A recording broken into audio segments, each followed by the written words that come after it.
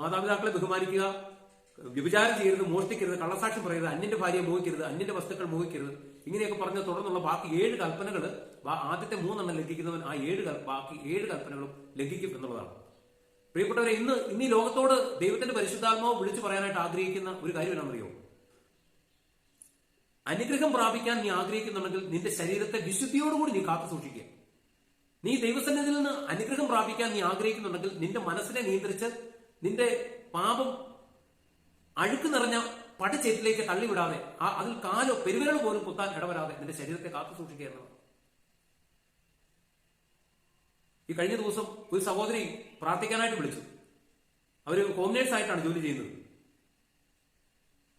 അപ്പോൾ ഈ home nurse എന്ന് പറഞ്ഞപ്പോഴേ ഞാൻ ചോദിച്ചു, ഭർത്താവില്ലേ? ഭർത്താവുണ്ട്. ഭർത്താവ് ഒരു മേസ്തിരിപ്പണിയൊക്കെ എടുക്കുന്ന ഒരു മനുഷ്യനാണ്, മുഴു കുടിയനാണ്.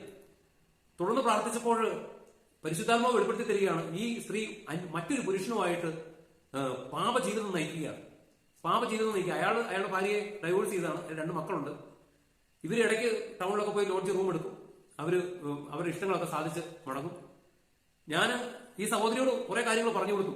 ഞാൻ പറഞ്ഞു, സഹോദരി, കർത്താവ് തന്റെ അൾത്താരയുടെ മുമ്പിൽ വെച്ച് അനുഗ്രഹിച്ച് ആശീർവദിച്ച് തന്നതാണ്. മദ്യപാനിയാണെങ്കിലും കുറവുകളുണ്ടെങ്കിലും ഈ ഭർത്താവ്, ആ വകയിൽ ഇവർക്ക് മക്കളൊന്നുമില്ല. പക്ഷേ മറ്റവൻ സാത്താൻ തന്നതാണ്. ഈ മറ്റേ കക്ഷി എന്ന് പറയുന്നത് അത് സാത്താൻ തന്നതാണ്. പക്ഷേ ഇവൾക്ക് കർത്താവ് തന്നതിനേക്കാളും കൂടുതൽ ഇഷ്ടം സാത്താൻ തന്നതിനോടാണ്. മനസ്സിലായോ? അവനെ ഉപേക്ഷിക്കാനോ അവനുമായിട്ടുള്ള പാപജീവിതം അവസാനിപ്പിക്കാനോ ഇവിടെ തയ്യാറല്ല. അപ്പൊ ഇവിടെ അലട്ടുന്ന കുറെ പ്രശ്നങ്ങളുണ്ട്, രോഗങ്ങളുണ്ട്, ഭവനം നിർമ്മിക്കാൻ പറ്റുന്നില്ല, അങ്ങനെ കുറെ വിഷയങ്ങളുണ്ട്. അങ്ങനെ പ്രാർത്ഥിക്കുമ്പോൾ ഞാൻ പറഞ്ഞ സഹോദരി, നീ 3 ദിവസം ഉപവാസം എടുക്കും, നിനക്കൊണ്ട് ഞാൻ പ്രാർത്ഥിക്കാം. 3 ദിവസം നീ ഉപവാസം എടുക്കും. അപ്പം ഇവിടെ ഓരോ ന്യായങ്ങളൊക്കെ പറഞ്ഞു. ഞാൻ പറഞ്ഞു, അതൊന്നും സാരമില്ല, പണിയൊന്നും എടുക്കുന്നില്ല, ഇപ്പം വീട്ടിൽ തന്നെ ഉള്ളത്. 3 ദിവസം ഉപവാസം എടുക്കാൻ പറഞ്ഞു. അത് കഴിഞ്ഞതിന് ശേഷം എന്നിട്ട് കുറച്ച് ദിവസം കഴിയുമ്പോൾ ആ സ്ത്രീ എന്നെ വിളിച്ചു.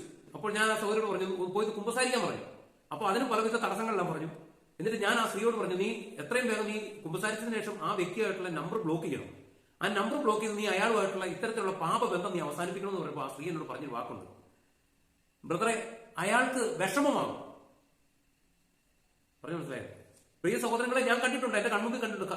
വിവാഹം കഴിച്ച് കുറഞ്ഞ വർഷങ്ങൾക്കുള്ളിലായിട്ട് ആക്സിഡന്റ് മൂലം പല വിധത്തിലും നടുവിനെ ക്ഷതമേറ്റ് കിടപ്പിലായി പോയ ഭർത്താക്കന്മാരെ ഒന്നുപോലെ നോക്കുന്ന സ്ത്രീകളെ ഞാൻ കണ്ടിട്ടുണ്ട്.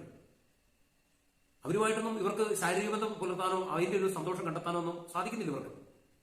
അപ്പൊ അങ്ങനെയുള്ള സ്ത്രീകളൊക്കെ ഉടനെ ഏതെങ്കിലും മറ്റൊരു പുരുഷനെ കണ്ടെത്തി അവരുടെ കൂടെ പോവുകയാണ് ചെയ്യുന്നത്. അപ്പൊ ഈ സ്ത്രീ പറയുന്നത് ഇയാൾ സ്വന്തം ഭർത്താവ് മദ്യപാനിയാണ്, അല്ലെങ്കിൽ അയാളുടെ കുറെ കുറവുകൾ പറയുന്നു. പക്ഷെ ജീവിതത്തിൽ ദൈവം അനുവദിക്കുന്ന ചില സഹനങ്ങളുണ്ട്. ചിലപ്പം അത് ആ അവസ്ഥ ഉൾക്കൊള്ളാനും അത് അയാളെ കൊണ്ട് പ്രാർത്ഥിക്കാനും അയാളെ ആ വിധത്തിൽ മാനസാന്തരത്തിൽ നയിക്കാനും ഇവർക്ക് സാധിക്കണം.